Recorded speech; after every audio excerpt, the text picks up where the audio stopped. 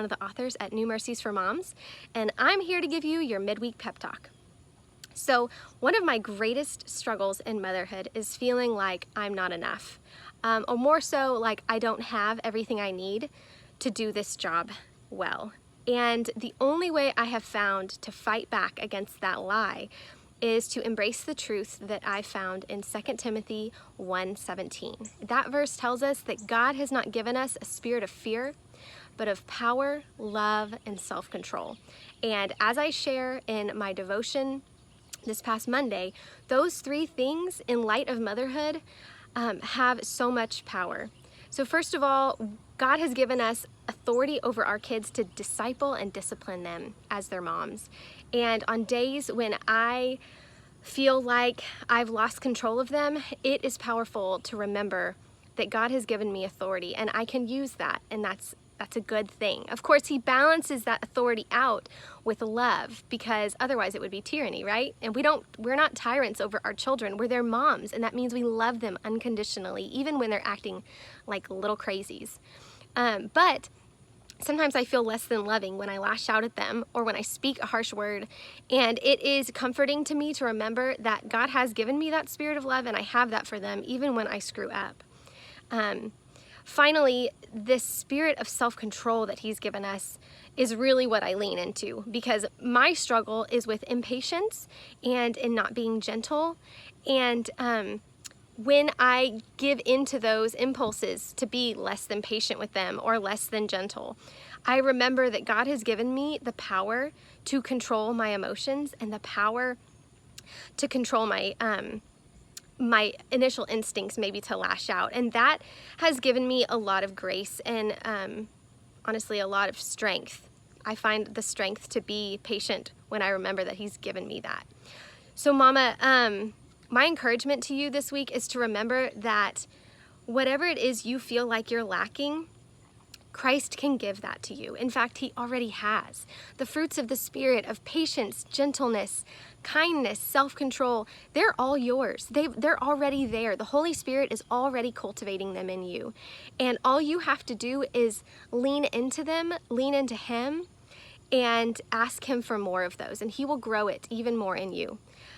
One of the practical tips I can give you that I do, and I do this imperfectly, but when I do it, I find a lot of comfort in it, and that is that I try to remember to co-parent with Jesus.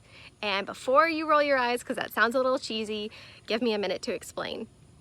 So I'm a stay-at-home mom. My husband works long hours, like I'm sure many of yours do, and I find that a lot of times I'm the one battling the meltdowns by myself, and it can feel like just a really heavy burden to bear those day in and day out. But when I remember to co-parent with Jesus, what that looks like is that in the heat of a meltdown or a tantrum, I ask the Lord to prompt me to look to Him in the room. So like I find Jesus in the room. Ironically, He's usually standing next to the child that's freaking out.